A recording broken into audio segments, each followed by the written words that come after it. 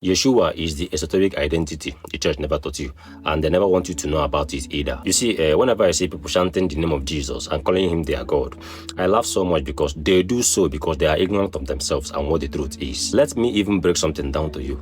Jesus is a Roman invention, a translation layered with politics and empire. In the beginning of all this, there was nothing like Jesus. That name was invented. The real name was Yeshua, which means liberation, healer, and deliverance. And before his public life, Yeshua vanished from the canonical story for nearly 18 years. And you and I knows fully well that the church never mentioned anything concerning his 18 years of life because it was obvious that they were hiding something. And they knows the truth. That's why they erased it from the Bible, because it didn't suit their political ambition. But in esoteric teachings, esoteric tradition pointed that he went into training in Kabbalistic mysticism, Egyptian temple rites, essence teaching, Eastern yogic practice, and sacred breath and healing arts. And the most funny part to this brainwashing is that many Christians out there think that Christ is the surname to Jesus. Look, Christ is not a surname and not a title given by Rome. Rather, Christ means Christos, anointed, illuminated, awakened. It refers to a state of consciousness. It's the moment the human self unifies with the divine self. And that was why Yeshua didn't claim exclusivity. Rather, he said, what I have done, you will also do, and greater. So that's why Christ is a frequency, which you need to tune into and not a hierarchy. So during Yeshua's teaching, he taught in metaphors, symbols, and parables. And why he did that was because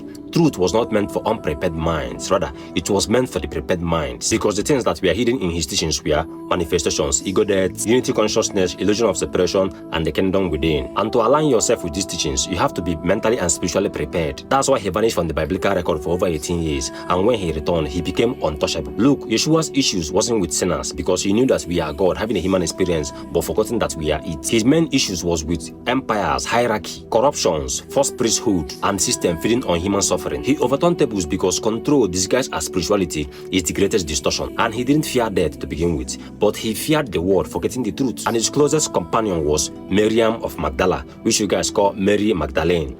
And she wasn't a prostitute just like religion has labeled her, but an initiate, equal understanding. He embodies the divine masculine, while she embodies the divine feminine. And together they restored the inner alchemy that Rome later buried. And that is how the inferiority of women started. I mean, look at our society today and see what the feminine energies has been reduced to. Rome buried this their union because it symbolizes balance, wholeness. They knew this, but because of quest of control, they made it imbalanced for the love of power. Look, even Yeshua's crucifixion at the age of 33 is symbolic. That is why many secret society uses it, and even the Vatican City. They are 33 vertebrae of human spine, which is located at your back, which is also the 33 of initiation in esoteric system. The Kundalini rising, consciousness ascending, and the divine returning to the ground. His crucifixion is a map of awakening, because when the ego dies, the higher self rises. So whether you see it as literal or mystical, the results still remain the same, which is consciousness can never be killed. The body falls, consciousness continues, transform, and return. That is why resurrection is the death of illusion, the victory of awareness, and this is what the resurrection symbolizes. And this whole trend of second coming of Christ, which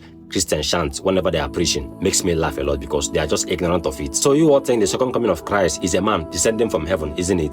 Kolibu you. Look, it's the return of Christ consciousness in humanity itself, because awakening is not coming. Rather, it's remembering that the kingdom was never above the skies. It was always within you. And this was all Yeshua was teaching. He did not come to be worshipped, because he came to show you who you are and what you're capable of, which his message was simple, dangerous, and liberating. So looking at the middle, all you can see is you, because we are the same, because you are what I am. But the difference is that you forgot and I remembered. I know what I've just said won't be making sense to you right now, but when you wake up, you will begin to resonate with me in all angles. But until then, peace.